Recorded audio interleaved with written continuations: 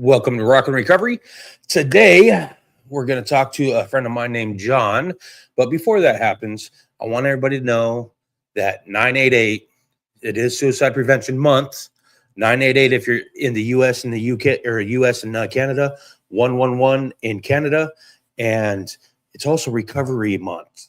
So let's welcome up my friend John. There you are, John. All right. My name is John. I know you can't hear me. Yeah, I can. Yeah, You're on. I'm trying off the fan. My name's John. I don't take labels. My only two labels I identify with is Bob Marley. I identify as an anarchist and a skinhead because he's my first skinhead friend, Bob Marley. So I was born in the 70s, the 1900s, to a family that, learned to survive through gang membership and military service, pretty much. So I grew up in a very wild way of childhood would be, I guess you would say, considering I didn't even know that what was going on in my household was different from anybody else's. Like I didn't know, and I didn't know that till I needed somebody, or I asked for somebody to spend the night. But during that time, um, I had made some choices as a child. I didn't want to be like my parents. And I really, really felt like the way it was when I was going to school, when I was coming home, and at least what I was seeing on television and what I was hearing from my teachers wasn't what I was supposed to have been born to, I guess you would say. And then I have one older brother, younger sister, and two stepbrothers. So I had to be an adult as a child because of the activities going on. They were part of a motorcycle club gang and vowed not to be part of nothing like that. Pretty much the way it was going. Um, my brother even thought he was going to be different, and so he wasn't part of a motorcycle gang. He ended up becoming part of a street gang, so to speak, at the time. Punk rock era. I started running away from home, going to a lot of punk rock gigs, stayed at school, played sports. Um, just home was not my safe space. So, like Anywhere else but home. Yeah, correct. And I can't say that's too much different than anybody who's not maybe somebody who has an obsessive compulsive disorder because I ended up in the military and graduated high school early. And everybody in boot camp with me was all running away from home too. Every last one of them signed that service document. So through the years, about 13, some stuff had happened when you're around gangs and children. Obviously, can't get convicted. None of that matters. Of course, violent parent trauma, all that other crap. I don't get to blame none of that. But my life story is that was transpiring. I stayed in school. I stayed in sports, significantly stayed in sports, and stayed in sports that caused pain. Significantly, I needed to be in a sport that I got to cause pain, and it gave me pain. Football, I understand wrestling, water polo, even basketball, because I can't tell you how many times I was fouled out. And so my brother, right around the age of 15, had gotten locked up for a significant part of time. And, in the 80s, it's a lot different than probably anybody else's childhood. So his best friends and the group of gang members he hung out with, which weren't motorcycle gangs, so he was different. He was part of an actual skinhead gang. They lived a couple at the end of my block. And as I'm getting my ass tore up at 15, they're the people who put him in the hospital. And I really thought a war was going to happen. Yeah. And they had me come to the house, and nothing happened. They kept me in school. They taught me anarchism, anarchist, and for the next good 2 years, learning certain things through history and those things. And I'm a first generation American, um, pagan by default. Um, I spent the next probably good year through whatever I was told to do, to go into church, to sit down and get somebody, specifically a pastor, somebody to question me or get me to leave, because I'm not dressed like them. Right. I had suspenders on, wife beater, and You're intentionally causing wanting a controversy or a confrontation. correct. I wanted them to talk to me. Right. I'm a kid. Tell me to leave. And I'm Yeah. like, why? You accept all. And then when, certain things were asked, because again, I'm being taught um, what man's been passing along instead of exact absolute facts. Um, I can just ask the question with what people believe in, because, when it comes to religion and those things, um, I was taught, and I was, in fact, my escape is books, was books, anything the books. I didn't for anything, especially so. The fact that today's era in religion, the book's been written so many different times, and people don't know the Right. actual absolute facts of things. You ask somebody, I mean, this is even years ago. Hey, leave. Why? You accept me. Yeah, da da da da. But why are you here? Why does it matter? Now we start getting into Bible verses, and then I Right. get you to stand for, hey, well, what? Why does this mean this? So now I get you to question. And if a pastor in front of a congregation can't answer my question, right? Just says I'm a non-believer, then I made enough people maybe question why they're sitting there. And so until I went to the military, and then I think I signed up for the military strictly for hoping um, I would pass away doing something honorable, because I Right. didn't I didn't go there to be a I went there to be a medic, to just carry a sidearm and run in and save everybody. Actually, I signed up to be a Navy SEAL, but in boot camp during Navy SEAL training, that you have even to get there, you have to be a first class swimmer. So then I get to boot camp. I'm not even like 17 and a half, and um, I'm from the beach. I was part of the surf team. I swim very well. I get my first class swimmer, but in the pool with us at boot camp, at every boot camp during the dive test and to class you as a swimmer, are Navy SEALs with scuba gear underneath. And Hmm. then anybody who wants to be first class, and then you're going to sign up to be a SEAL. I wanted that bonus. I wanted to be a Navy SEAL. So I get my first class swimmer, and as I'm bouncing up and down, they drown me. They hold me down underneath water, because that's what you're supposed to do, if that's what Right. a SEAL's supposed to be. And then I remember coming out of it, um, and then I'm swinging. I'm just a little kid. I'm not a big person to begin with, but I was livid, and I said I'm not going to be a SEAL, and so I became a rescue swimmer, and signed up to be rescue swimming. I went in the military, and I speak multiple languages, read books. Again, I'm a first generation American, Norwegian, pagan, um, if you had to identify. And um, as I'm doing my service in the military, I score high enough, I qualify high enough after all my certs to choose my station. And my dumbass choose to go to San Diego, California, right next to my hometown, Orange County. Yeah. Yeah. Great decision. Right. I ran away to come back.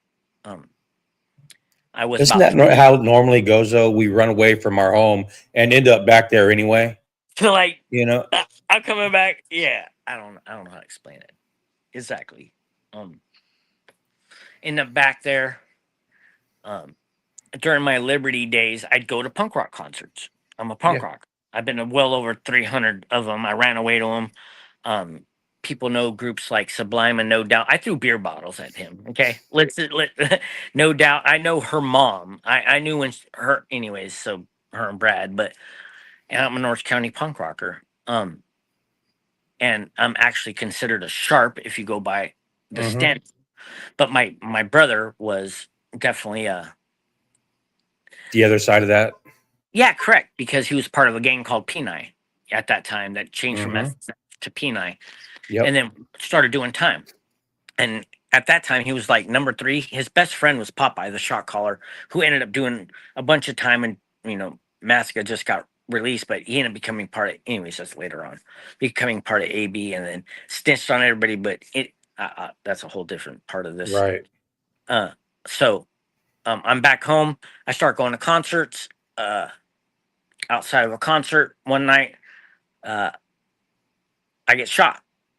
Just sitting out there, someone does a drive-by. Um, I didn't know I was shot at first. It was just stupid ass 22 in my back. I started bleeding. Go to the hospital. Go back to the base. They keep me in service for my 4 years. Um, it wasn't that bad. That guy gets arrested. I'm not allowed to go to court. I'm not allowed to talk to police. I never have, never will. No, I got billing. I just don't. I don't care what the situation is, what the cause is, unless it's my old lady. Then I just never gonna. I don't even talk to police over an enemy. I don't call 911, so to speak. Never to this day. So, um, I go back a couple months later. I'm back on Liberty. Go to a punk rock concert. Um, I go across the street.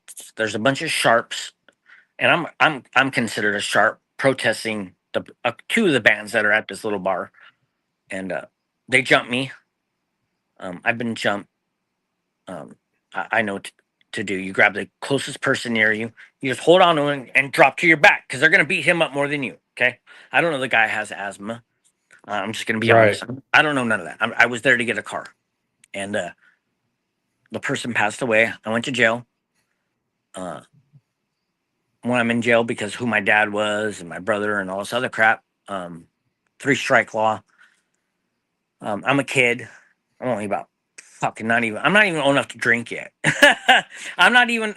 If I'm on base, I can go buy a beer in San Diego on the base because they don't want us to go to Tijuana. But I can't even buy alcohol yet at this point. And I'm being offered pretty much a life sentence. It seems like so. I signed 2 strikes, 10 years, 80% for second-degree manslaughter after spending a good year and a half in the jail system. And my jail experience probably wasn't like most. Um, my brother and all them were there. When I got there, it was like, hey, homie! The cops Yeah. beat me up. Right. I didn't feel uncomfortable. In fact, I thought I was uncomfortable through the process until I got to the cells, and they knew who I was without knowing who they were. So, um, once I got to prison, it was the same experience. Then I decided in prison I wanted to be a big homie. Right. I'm gonna stay here, dog. Yeah. Now I'm a tattoo artist. Um, I'm on a level 3. Mm-hmm. Fuck this. Yeah, fuck yeah, I'm part of this.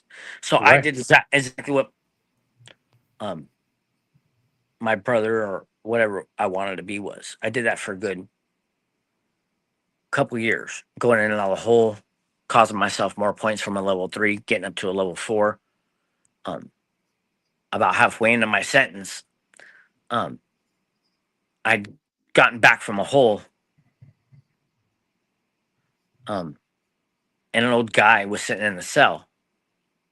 And as I unloaded my shit, once again, I remember this old guy telling me, "What were you in the hole for?" I end up talking to this guy. I'm talking, as I'm packing my bed up and all this other fucking shit. Who knows how long I talked? I talked long enough that this man didn't say nothing, and I finally shut up. Right? John, I've never known you to actually be quiet unless your wife's around. Correct. Imagine me as a kid, right? Right. So I talked long enough for this guy to shut up, and then I looked at him. He goes, "So how long did that fight happen before the yard was slammed down?" And the cops grabbed a hold of you. I go, "What do you mean?" He goes, "How long did that actually happen?" And I thought about it. I'm like, "About 3 minutes." And he goes, "Really, 3 minutes? How long you been talking about it?" And that was the day that changed my life. Yeah. It did. It really did. That the day when he said that, I was like, "Huh? Huh? Why'd you have to say all that Yeah. about something that happened about 3 minutes? You just spent probably an hour and a half talking about what the fuck you did and who you were. And that man literally said, cool, 3 minutes. He goes, "Mm." And he's a lifer. And then he's like, he looked at me and goes, it wasn't that important, was it? I was like, huh? I didn't even know what he was a lifer for at the point. And then Right. I found out why he was a lifer from a heat of the moment incident where he came home from a blue collar job, walked into his house early to surprise his wife, and somebody was fucking And his wife. surprised her. And Yep. he took them out. He took them both out. And that's what he got life for, right? And later on in the years in the cell, he had told me that like that wasn't even important. Right. Like the anger, any of that, like neither one of them, none of that was important. He should have just went and got somebody else. And Yep. that's when I was like, cool, I'm not going to be nobody's bitch no more. I don't need to prove a point. I actually maybe want to get out and live a life because at this point, the prison system's changed a lot. Um, I'm on a level 4 where people really don't got release dates, and I have one, which is not good. Right. Right. Okay, not good. I'm tattooing one night, and my lookout lets the cop come through. Mm-hmm. I get written up, go to my hole for 30 days, get back out of the hole, think everything's good. I got about 6 months to 8 months left on my sentence, if I remember correctly. I got the videos and my paperwork, and right when I get back from the hole, I'm unlocked. I unpack my shit. I'm there for about 3 days. Everything's good. I'm walking the yard. They're like, roll it up. What do you mean? You're transferring. Where? Pelican Bay. For what? Right. The fuck did you just say? Yeah. You're being transferred to the Bay. And in California, that's where my brother's is. That's the shoe. I don't know nothing. The Bay is for the homies. What I wanted to be. I don't want to be the homie. In fact, I'm Right. at my last 8 months, bitch. I'm not an addict. I don't identify as any of these things. I don't do drugs. In fact, so end up at the Bay, Pelican Bay. Once I hit the yard, again, everyone already knows I'm on the yard. My brother is in the shoe program. His best friend, homie, the shot caller's in the shoe. I get told to report to the back after I've already got my ass fucked up from cops just to get on the yard. And I'm like, I'm not going to report to the back. I get fucked up. I think 2 times, maybe more, but a good 2 times. I get fucked up in about 2 weeks. The first 2 weeks I was there, and then a major riot happens out in the yard, and that was the day that I was probably gonna get killed because Right. I had to go to the back for whatever reason. I'm told to report the back. I'm the only one on the yard probably that I know of with the release date with a couple months left, Yeah. and so they're walking me to medical, and the biggest riot they had ever had ends up kicking off, and then for a good 30 minutes this riot happens. And I was already zip tied before that. Before even I could, I'm on the outside gate. I'm literally being walked from AdSeg from a shoe program. So I'm on the outside gate when it transpires, and then the gate pops open. People are jumping the fences. It goes on for a good 30 minutes. Everyone gets took to shoe. Everyone gets took to the hole. Gets bussed out. Some of the other people. I have a couple months left. About 90 days into that, I go to get released back to the yard. I had about 90 days left. And so I did what would be called a PC move. See, the thing about prison is if you have a release date and you're doing a lot of time with lifers or people with extended stays, let's just say extended stays, you automatically have a target on your back because you're getting out. Fuck yes. You Why are you automatically here? You you ain't put in the work. automatically have a yeah, you automatically have a No target on you just because you have a date that's relatively in the future. Mhm. And They don't know. they don't like that. They don't want to talk Good. about it. And I don't know why the prison system is so fucked up that way that when you're doing time and you've got a lot of time to do or a short amount of time, the people, the old timers, what we said would say the old timers or people with extended stays don't want to see you get out. Yep. There's those few that do, Mm. there's very few that do, but for the most part, they don't want to see you because they can't. fuck. If I could explain that to any other person who thinks they're a badass, Yeah. you're not. You're just somebody's bitch. Yeah. So this female guard and two other ones came to my door to tell me I'm coming back to normal population. I just took off on her. That's what I did. Started beating up on the girl. First one popping me, talking to me smack. She had the what? PC move. You're not taking me back to that yard. Yeah. I didn't get no charges on me. In fact, I got on my release date. In fact, I got out a day early, which was even stupider because when they told me to leave, I'm like, you guys are fucking with me. You're trying to kill me. That's how I thought Right. was going on. I really did because these cops were vicious. Like these guards were not good. And I literally walked out in my boxers and left everything I would have took home with me. And they're like, stop playing. I'm like, I'm not coming out the cell. I'm not coming out the cell.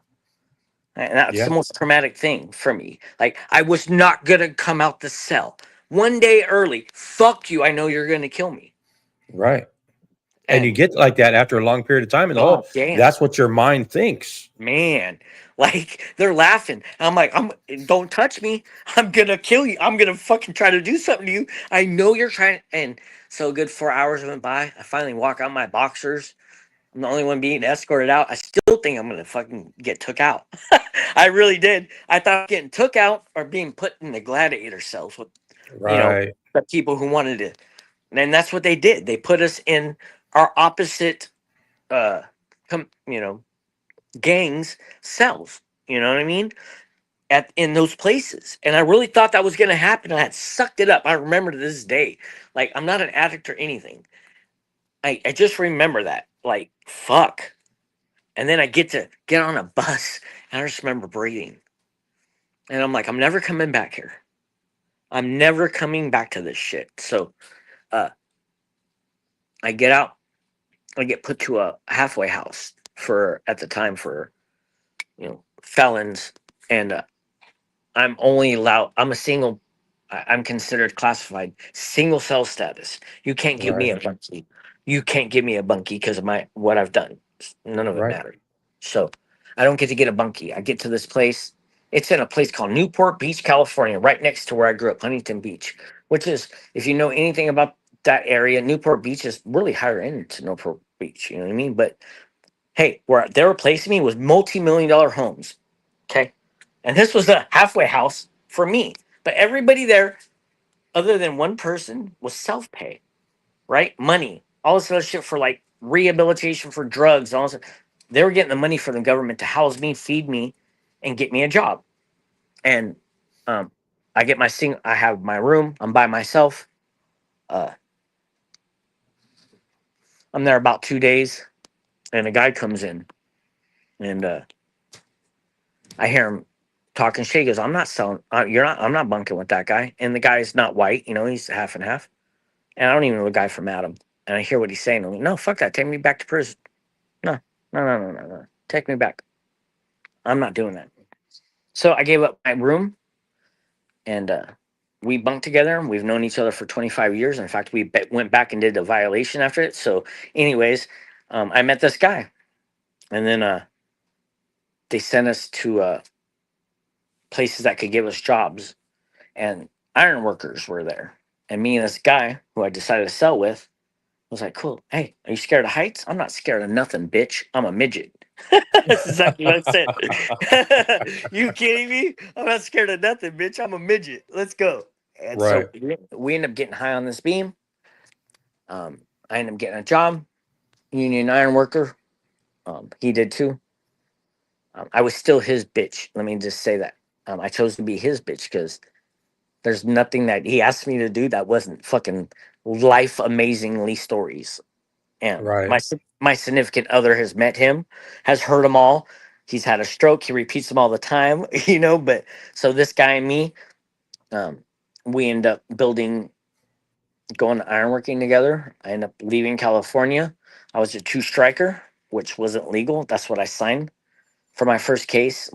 And we left. I didn't want to end up with a third strike, which would be anything in California at that time. Meaning I stole a candy bar. Meaning I got a Right. high speed traffic ticket. I'd get a life sentence. Right. So I stayed out of California. I never been back, but one time since then, went to Knoxville, Tennessee. where his family was and my grandma was, and she was drinking alcoholism. Um, I hate addicts. Anything to do with alcoholism or any of those kinds of people. And even when I was the medic in the Navy on base, serving people around San Diego, I trust and believe I didn't help them. I didn't give them. Right. I didn't give. There's nothing that I gave you in your IV or anything else to save them. To Right. cause them comfort because hey, you're my mom and dad. Cool. Hurt. Yeah. So um, then years go on. I'm an IR worker, and if I have to explain anything I know about something people say I suffer from, is this: is I suffer from no one taught me how to communicate. No one taught me a good definition of some words like love. Right. A three-letter word, which I'm not going to speak. If you reverse it, it means dog. Because Right. nothing in my life will ever say the cheat code will be God. So none of that even mattered to me. Because again, um, go through ironworking for a good 15 years. The person I'm married to, I'm not paying no attention to. Um, Ex addict, she starts cooking methamphetamines. My brother knows about it. Uh,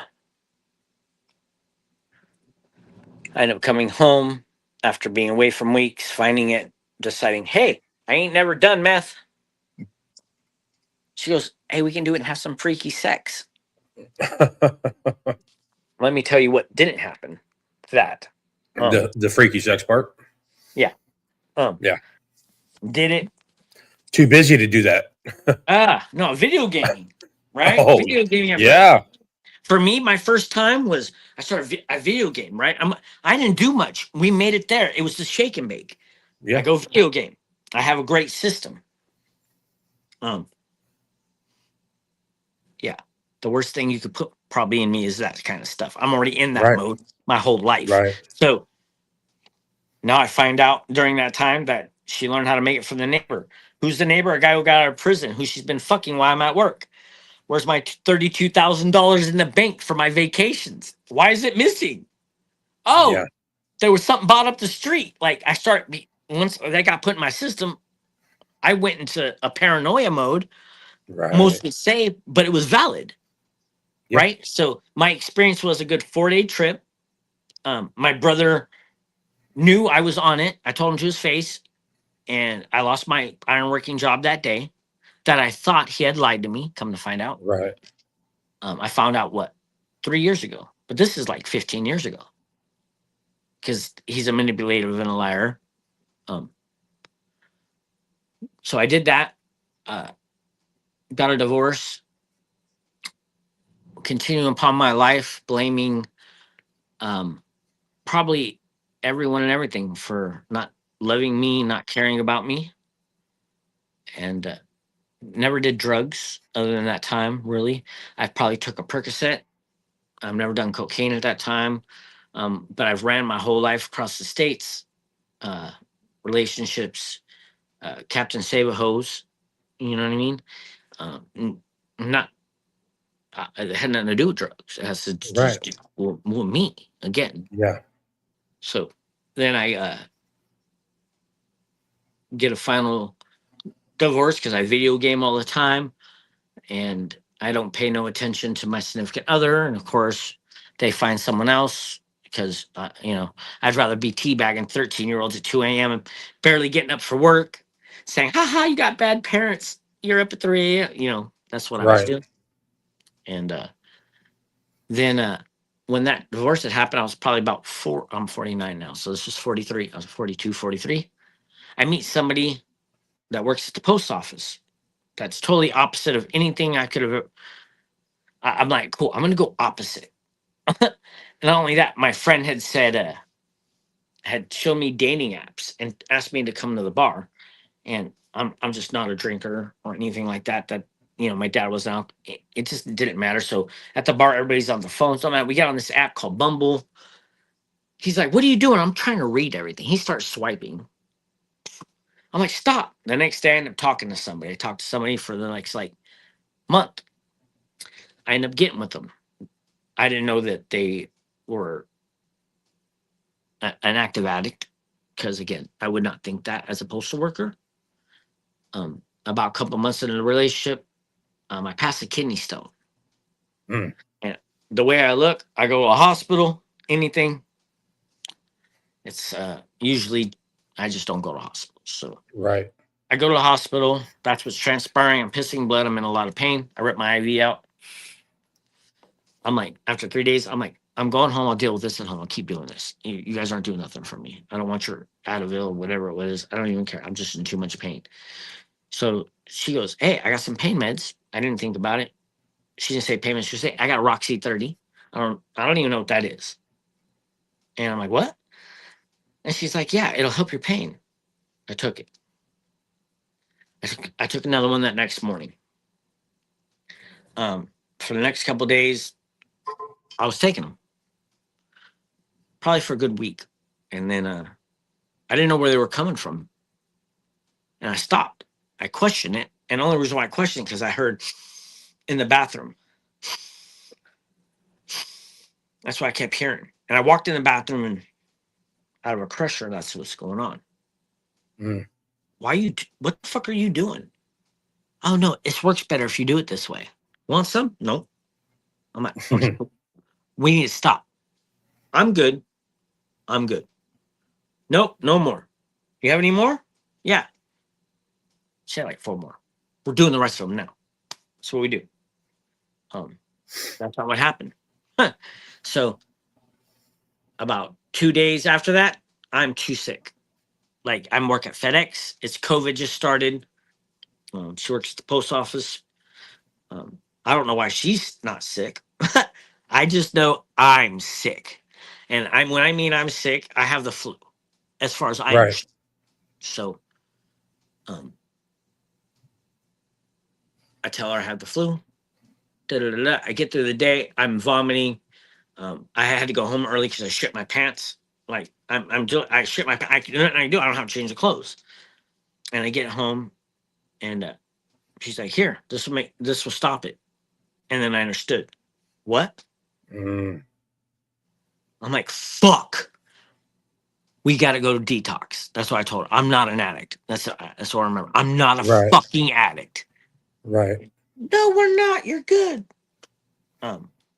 So took that, kept taking it for the next couple weeks. It was too much. And then I had a gaming buddy who moved back to Knoxville, Tennessee, and he had something different in powder form. And that was it. That was the wrap. I'm trying to work. I'm working long days. It's COVID. COVID had only hit that very first year. And I'm switching from the Roxy, sold a car over it. Started doing the powder.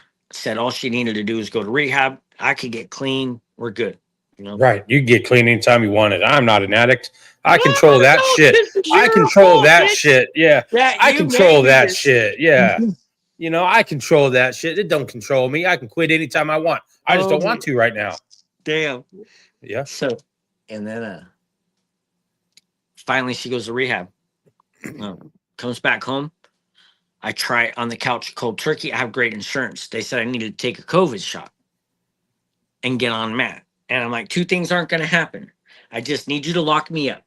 You're not going to give me a COVID shot. And I'm not taking your fucking mat. But mind you, I'm taking mat, Suboxone, in between my shit because I can't afford in between. Right. Right. Didn't go. And during that time, after she had gotten out of rehab, she's like, hey, there's these people on TikTok, recovery people, they can help you. I'm like, huh? So I get on there, I TikTok, I download it. I'm in addiction. I'm going to meetings with her. I'm in meetings, still using 2 and 3 times a day. And then there's about 3 people here on TikTok that she had sent me to. And during that time, one of them relapsed live on TikTok. Started Oh, drinking. wow. First Wow. time I ever bought gifts. He had 2 years. First time I ever Mm. bought gifts. I started showering with gifts. You can still find him here. His name is Tim Peterson. Um, and I got kicked out of that live. I was like, see, that shit don't work. 12 steps don't work. Don't make me read a book. I'll break your book. I'll break Right. your fucking book. I don't need God. If whoever made me says I fucked up, you made me. I don't believe in Right. that shit. Who can question what they made? Why do I have to answer for what something made? Like, you're not going to get me to believe that concept even to this day. I'm not at that point with my higher power. I never will be. He's okay. He knew I'm supposed to, and none of it matters. So um I failed. I lied. It's on TikTok where I started my journey then. Um Tried again at home after a couple weeks, admitted what was going on. Still on TikTok, didn't work. Then um, my final day was on my birthday when I had OD'd for the fourth time. Um, and I came home, and the people I met on TikTok, one of them reached out to me, and I've never thought about deleting myself, but I had wrote in the letter. I still hold to this day. I thought I was going to take my other person out. I'm like, I can't stop this. I can't. Right. I can't. Right. So I had a good spot, everything set up, and as that was going to transpire, um, he had called me. He goes, "What the fuck are you doing?" I'm literally sitting there looking at water, like, okay, I'm at peace, and I just broke down. I'm like, I'm not doing nothing. I had not slept in 18 days. Hadn't used in 18 days. Went to jail. Got out of jail. Been beat up. Been tased. I just thought I needed to go back out, and I couldn't do it again. So I'd rather just not be here. That's just the way Yeah. it was. My choice was, cool. It's right here. It's a phone call away. Or if I take that call, I take her out too. Right. Yeah. And his name was Tim One Eyed from TikTok on here. Well, those guys were named Tim. And 18 days I hadn't slept. And he had said, "What are you doing? I know you're being stupid." I'm like, "Why would you call and even say that?" He goes, "I don't know. Gus told me." And he had a tattoo called Gus right here, which meant guy Yeah. upstairs. And I always Guy told him, upstairs. fuck your shit.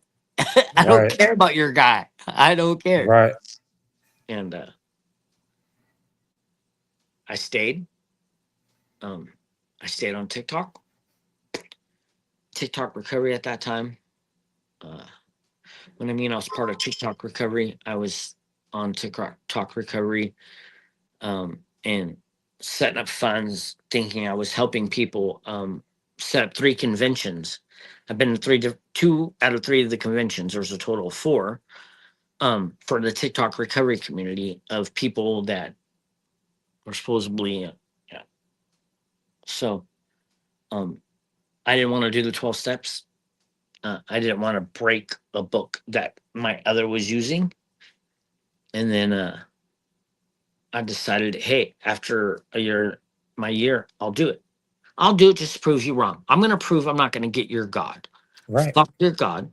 I'm going to do these 12 steps, and I'm not going to get the God that you're talking about. Point blank. I don't Yeah. care.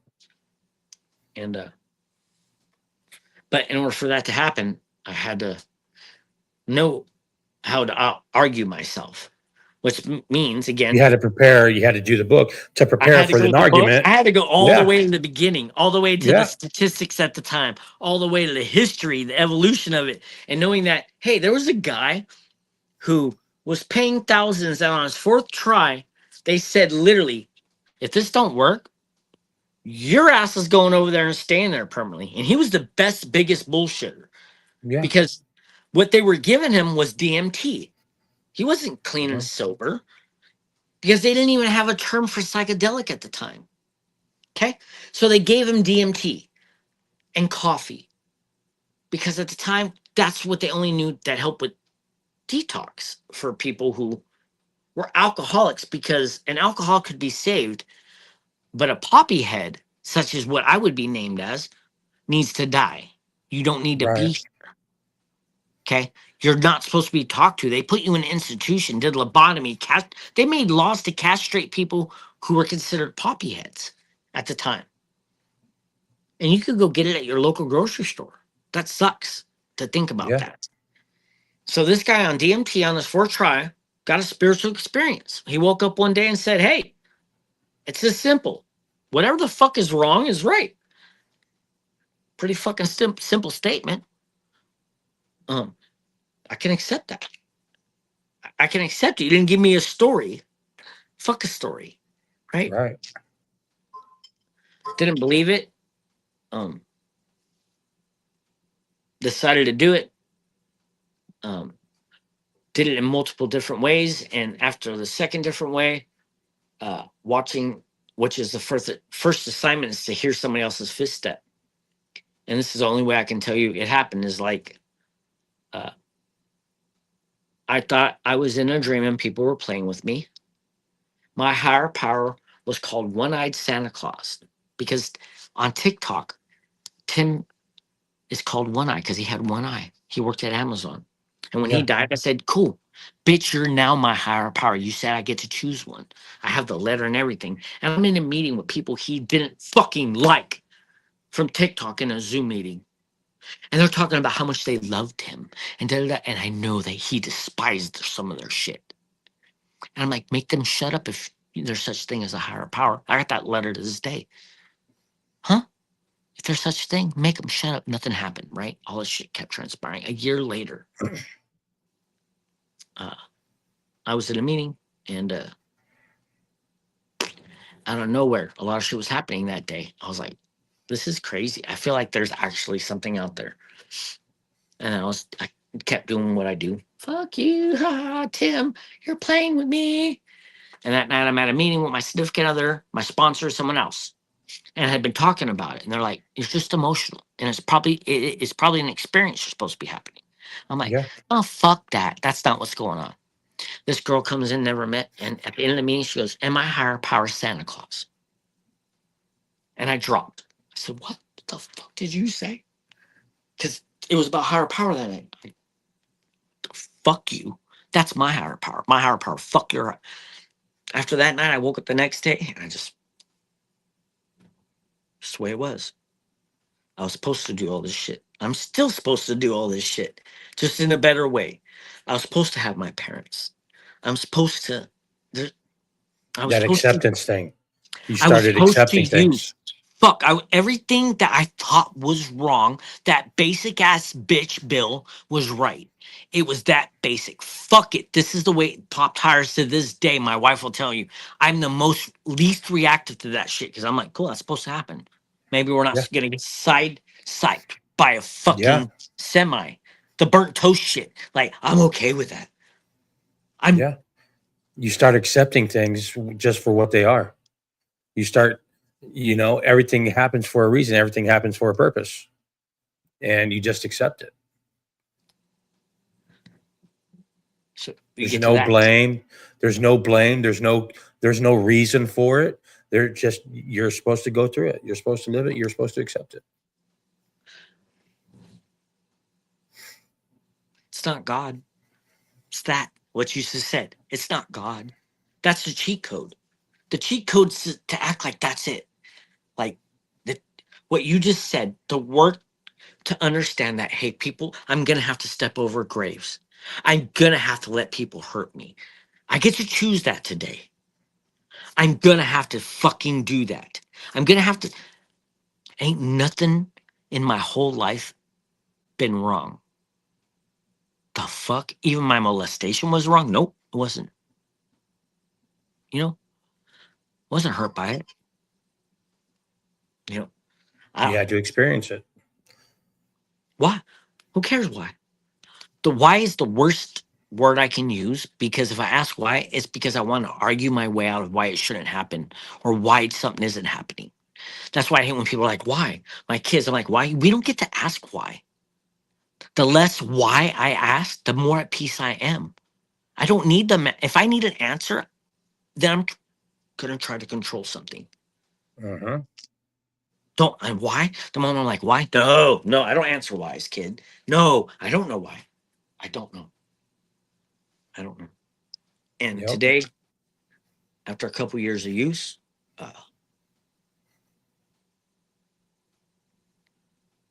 I'm just a 12 stepper who says that absolutely what I do could probably kill you, to stay clean. What you do could probably kill me to stay clean. Right. But I don't give a fuck what you think today. My judgment is based on my outcome of my work. Because that's what my program tells me. It was never about the drugs. It means that if I really counted a date and counted any program I've read, I can show you the work from all the books. I got a sponsor right now. Now I live like 5 minutes from him, but they all say the same thing. It's not about I'm gonna keep choosing some shit to get out of fucking functioning in life, whether it's sex, women, relationships, shopping, food, cigarettes, cat. There's a lot of shit.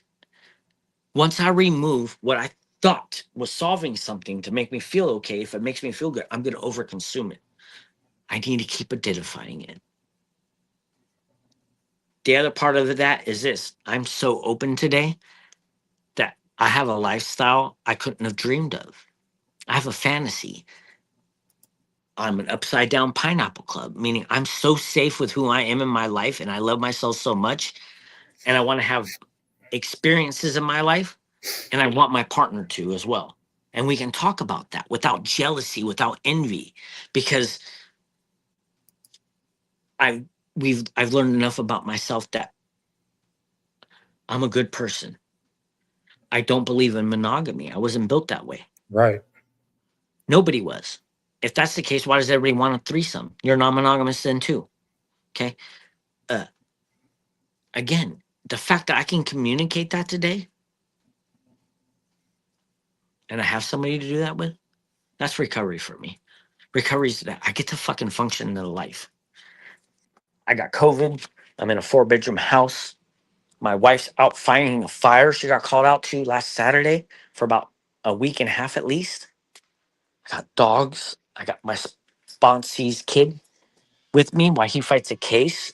Uh, I got 16 acres of land now. I can bring my Nice. horse to. I just got to clear it. And here's me as an addict. I have so much anxiety. I feel like I'm failing because I feel like it should have been done. I've only don't been you here have don't you have COVID? You're kind of stuck there. You can't go nowhere. You got COVID. Yeah, and it's not yeah, it's just hurt. Yeah, just pain, but man, I got 13 heartbeats I get to wake up to every day Yeah. with COVID. I keep alive. Yep. I get duck eggs. Um, I don't It's know. not that we had days to our life when we quit using. It's that we had life to our days. I Yeah, think actually, that's the best freaking saying is because we do add life to our days. You know, no, don't count and the time. Make the time count. Mhm.